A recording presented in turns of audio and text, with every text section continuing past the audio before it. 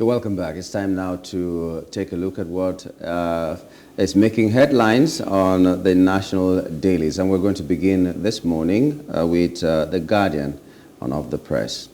The Guardian newspaper is our first port of call this morning. The Guardian leads with the headline, Lawmakers Edgy in Last-Minute Battle for Senate Leadership. You can see that on page 6. Remember, today is that famous National Assembly election. So that's what The Guardian leads with, edgy as in last-minute battle for Senate leadership. 52% of Nigerian professionals considering migration survey uncovers. You can see that on news page 7 on The Guardian. Indigent students to access education loans as Tinubu signs law. That is on page 4 of The Guardian. About 500 billion naira lost to anchor borrowers program. That's on page 6. Heavy rains leave Lagos roads in shambles. Then there is also a smaller headline there, constitutionality of fines by NBC and other agencies. Okay, that will be all from The Guardian newspaper. But don't you just love this picture in The Guardian? I love the way The Guardian have been able to capture this front page picture. You have the chess, the president watching over to see how he's going to harvest all the politicking, all the maneuvers, all the plottings and everything.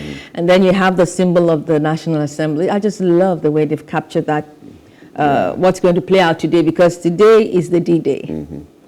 All right, so we'll move from The Guardian to Business Day. Business Day leads with yam, rice, garri prices surge by 200% under Emefiele.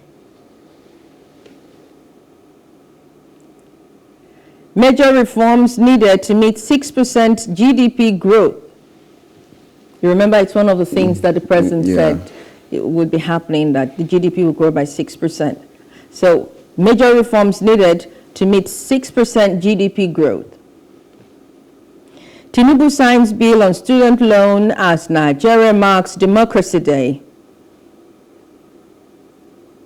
Why specialist hospitals are sprouting fast.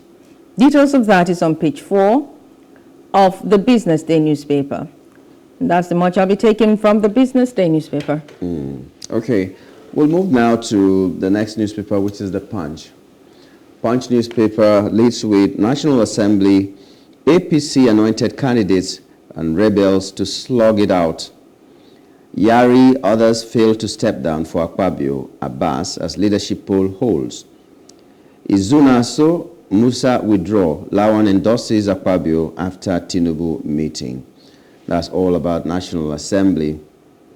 Okay, then smaller headlines there will be anti-graft groups want NDIC probed.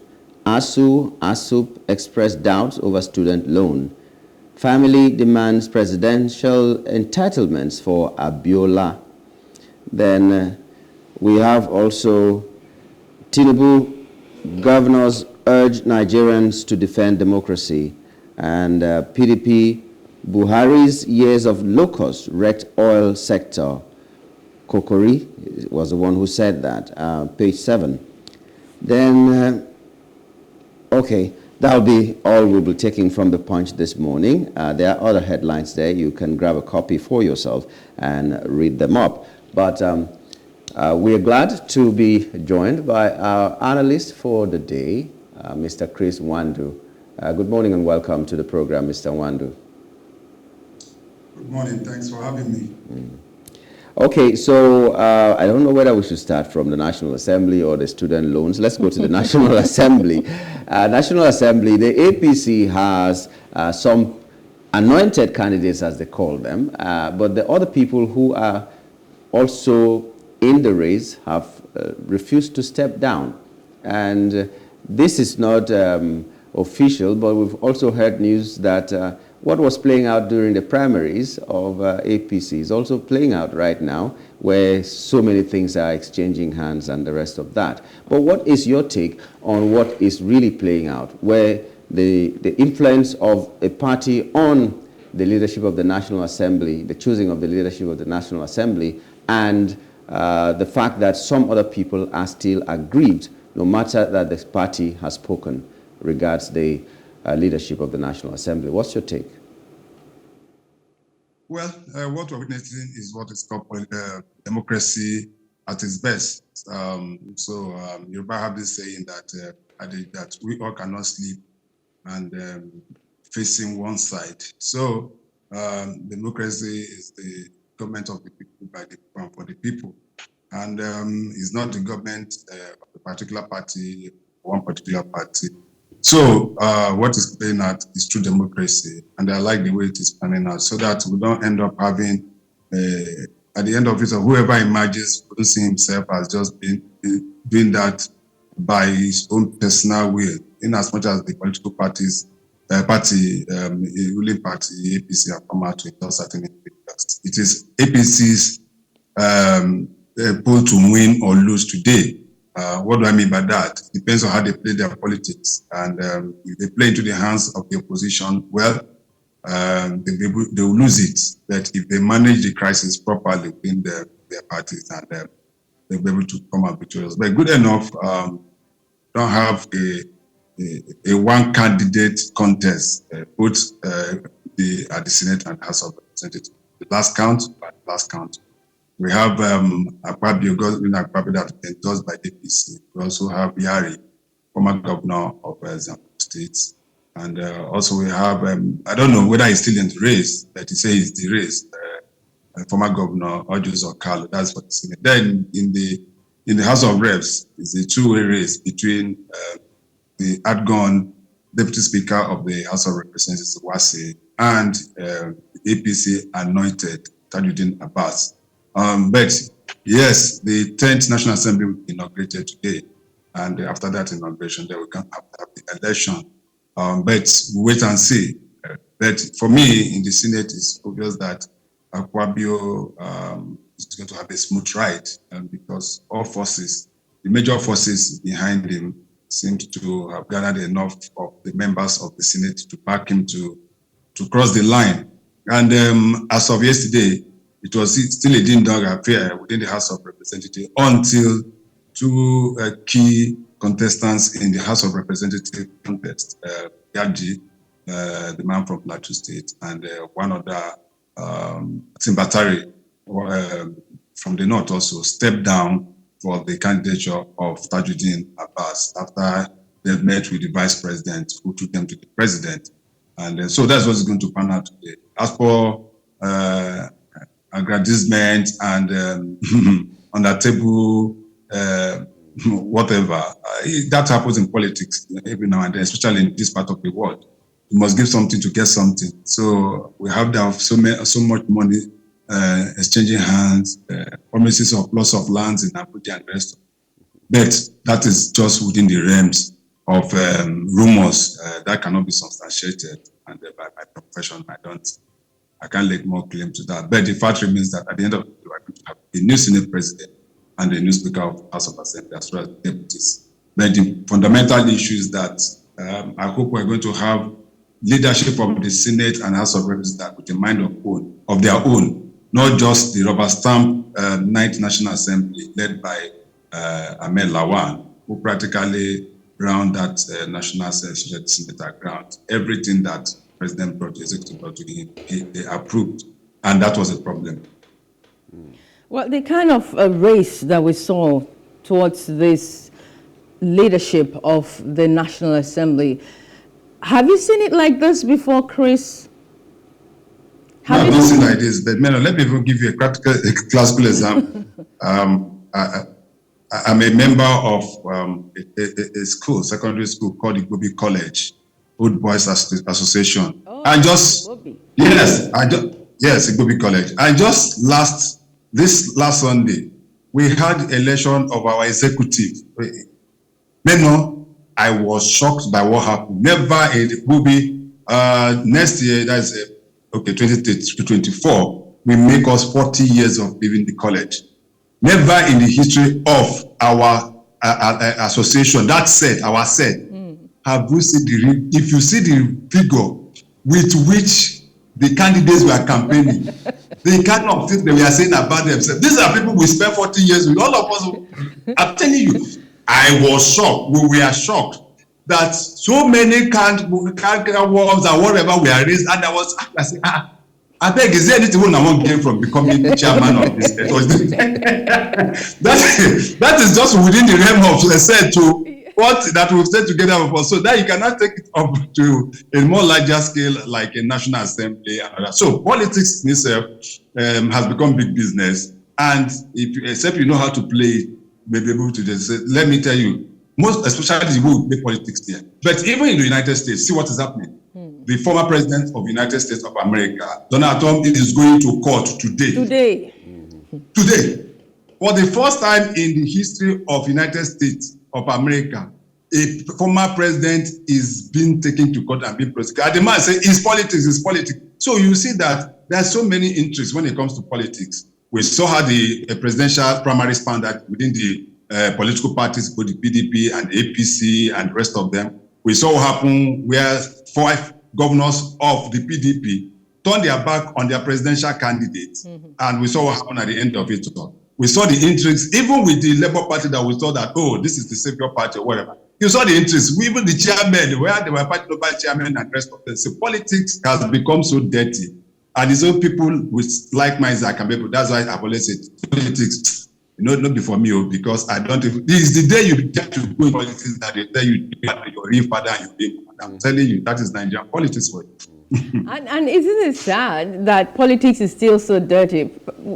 Perhaps it's going to get dirtier. And good people have been said to have run away. As you said politics not before me. A lot of good people that we know would have handled the economy and some sectors of the the government, are shying away from politics because of how dirty it is. Are we ever going to have clean politics where calm people, in quote, sane people, in quote, will be comfortable enough to go in there and put in their own effort in making things better for the country? Well, the only solution to that is what we call independence candidates. Until people be able to shy away from the issue of political parties and independent candidates start coming up, that is why you have that. Because if you know what it takes to become ordinary councillor, what it takes to become ordinary councillor in the local government, the amount of money being spent, so many people don't have that watches. Then talk less of becoming a local government chairman, member of the State House of Assembly or National Assembly. For you to even be a member of National Assembly, you must send billions and billions of naira. Then we're not even talking of governorship or president. So the way we play politics here is so expensive and dirty that is why most people go. Some people go into a contest. Some people go around selling their properties to contest, and after they've lost, they go back to penury to the rest of their lives. Some will just remain poor forever. And this was because politics is supposed to be service.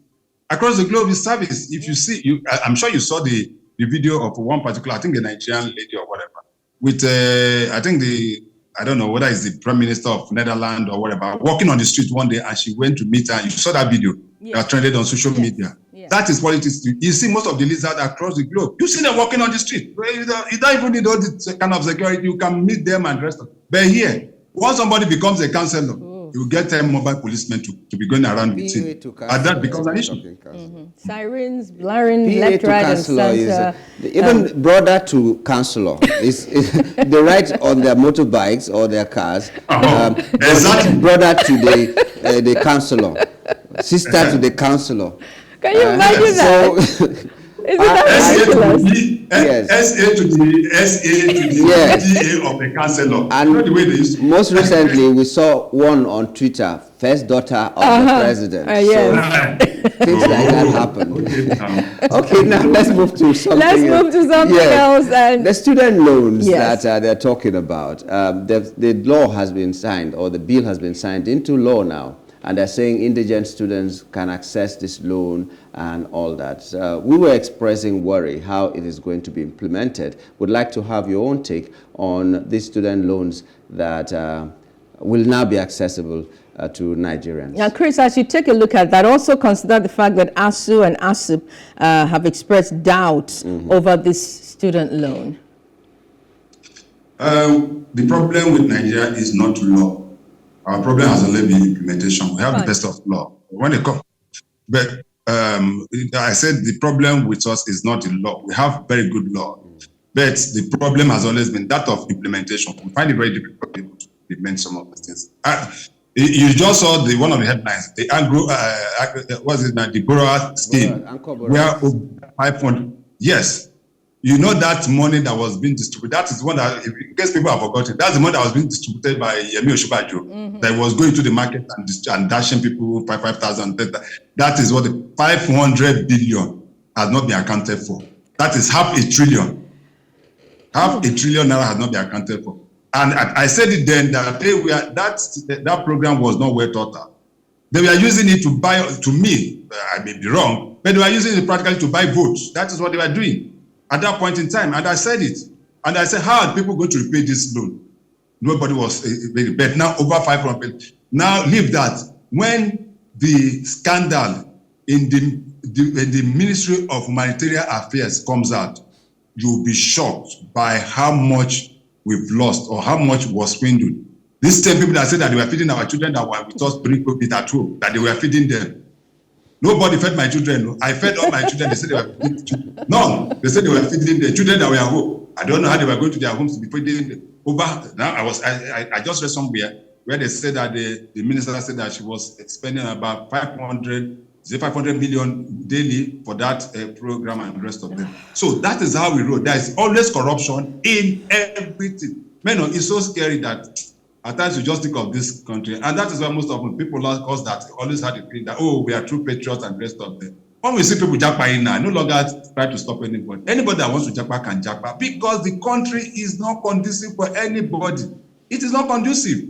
Or the only people that are making it are making a kill are those in politics, those that are in this thing. Those of us that sweat all our life to go to school, to read. Some of these people are not even educated. Some stop at primary 5. Some stop at secondary school.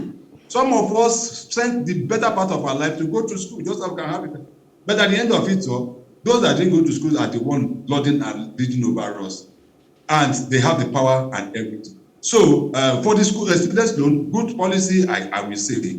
But we have the implementation may end up being the problem because I've seen some of the write-up and I'm taking time to read through the law. But you're saying that if you are earning more than 500,000 naira per annum, you are not entitled to that. And you have so many processes that you have to go through and the rest of them. But the fact remains that is that how it is done across the globe where we know. I know that most, especially in the United States, most of the students go to universities and higher institutions through loans. Yeah. And it takes them about 30 years to pay. Yes. It takes about 30 years for them to, it's just like the mortgage.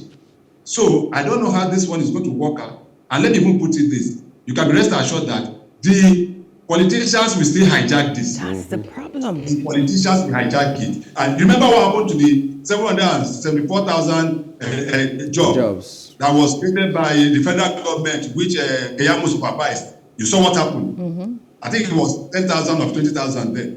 The House of the National Assembly and the politicians took over those jobs, the many jobs that are meant for Nigerians to be cleaning gutters, to be sweeping and the rest of them, and hijack it at the end of it or what happened to it. So to me, it's not the policy, it's not just signing it into the law, it's the implementation we are going to look at. And these are going to be done through banks. And you know what it takes to get a loan from bank. Anyway, let's wait and see. I hope, I pray, I wish the president the best of luck. And but for me, I don't think ASUP, you can see what ASUP are saying, and I totally agree with them. All right. Democracy Day was yesterday, and the president, Tinubu, have asked governors and Nigerians to defend democracy. How did it hit you when you listened to the broadcast yesterday, as I guess most Nigerians did? How do you rate the speech, and how did it hit you when he asked governors and Nigerians to defend democracy?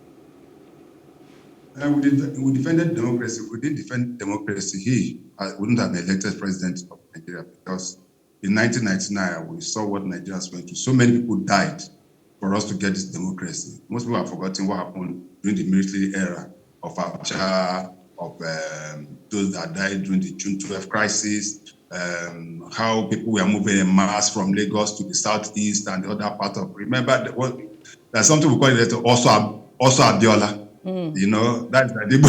Yes, yes. You remember also Abiola? That's the Igbo Osondu. That's Osondu, exactly. Yes, exactly. That's Osondu. That's what we had, and a lot of people lost their life, both in the media, those lawyers, civil societies, and the rest of them. But we're able to ensure that. But the fact is that the democracy we are practicing today was that what we actually crave for. The way the politicians are practicing democracy today, is it what we actually crave for? So the speech of the president for me was good, although he also veered into politics again. We are talking about people who don't have the capacity to accept defeat after election, don't deserve to win election or deserve victory. I don't know what whether it's trying to delve into the realm of judiciary. That was unnecessary. We were supposed to have focused on democracy and the gains we've made and the gains we've made. But there was another, one of the headlines, pocket of headlines, where the family of MK Abiola was saying that something like he has not been properly immortalized and the rest of them, or that it should be given, I think it's something like that. The presidency title. Family demands presidential entitlements for Abiola. Yes. That's it. Abiola does not deserve any presidential entitlement. He was not sworn in as the president of Nigeria. Even the election that we all agreed that he would have won was not declared. So under what basis will he be entitled to that? So I think especially the last government have done so much to immortalize Abiola. The June 12 that we have as a public holiday was by the grace of that government. We never had it. Even a state, somebody that was a former president from the same state with Abiola, Olusegun Obasanjo, never recognized Abiola as a person. So kudos goes to former president Muhammadu Buhari. And we've named so many edifices. You have the Abuja Stadium named after him. You have the one in Abeokuta named after him. There have been so many other edifices that have been named after him. I think another person that we really need to honor as well is the wife, Kudirat Abiola. I don't think so much has been done, because that was a woman that was killed for standing tall and standing by that man. I know there have been some streets or whatever named after her, but I think we can still immortalize that one. But for the entitlement that the family is talking about, I don't think that is necessary. I saw a picture. After all, he has also been given the GCFR, which is the highest honor in the land. Okay. Yeah. Yeah, well, we do hope that immortalization will be done for everybody who fought, and even the living. I don't know how much mention have been done by the person who really conducted that election that has been adjudged as the best, the freest and fairest election in Nigeria's history, at least up to that time. It was Humphrey Nwosu, Option A4 was a fantastic innovation, and not much is said about the person who did that, and he's still alive. And if people see this kind of a thing for someone who created something that brought us pride, and nothing much is done about him, other people will think legacies are useless. So I think more mention should be made about Humphrey Nwosu and some things done to immortalize him even before he dies. You know, I also saw a picture of some 4 boys. I don't know if you guys remember that hijacked the plane when that election was annulled, which landed in Niamey. And they spent some years in prison there before they were released. Those boys, they don't get mentioned and recognized for their struggle for democracy.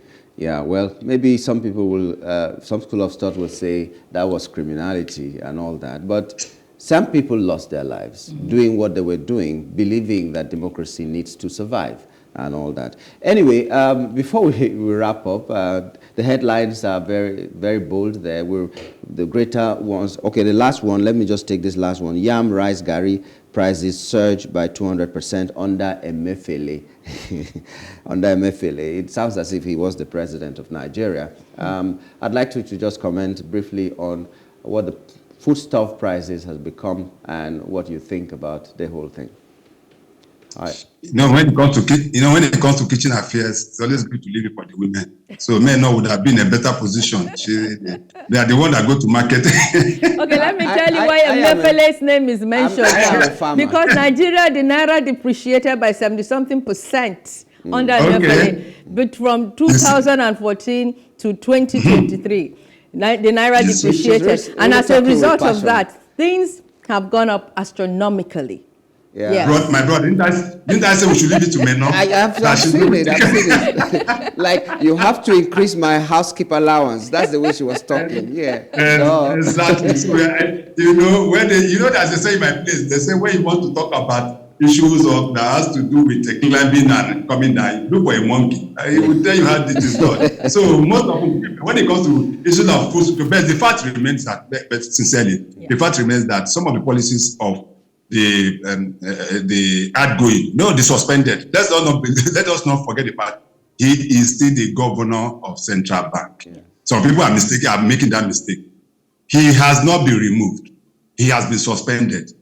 The president cannot remove him by the CBN Act. Yeah. That can always be done by the National Assembly. Although some people are trying to give instances of what happened during Sanusi time and rest. No, the president has done what he can do constitutionally by suspending him.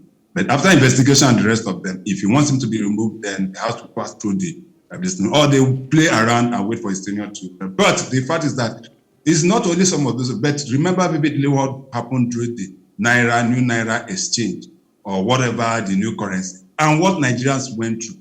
We have never experienced that in a lifetime. Where you have to, for the first time in Nigeria, you have to use Naira to buy Naira. That for me was the height of it. But yes, Emefiele was governor of Central Bank, but Emefiele was not the president of Nigeria. And that's the fact. So every bulk of the blame should go to the president, who seems not to be on top of the game. We also had the Minister of Finance. We had the Minister of Finance. We had the Minister of Agriculture. What are we talking about? Mm-hmm. And those are all within the offices of the president. So I cannot blame him.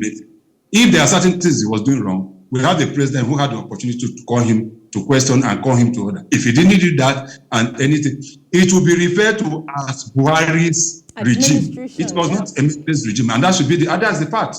That's a fact. That's a fact. Thank you so much for your time and insight. As always, it's always a pleasure to have you on Off the Press. Thank you very much, and have a wonderful night. You too.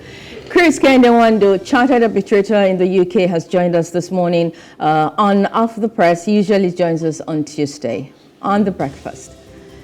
We'll take a break and come back with our very first hot topic on The Breakfast. Don't go away. We want to talk to Serap.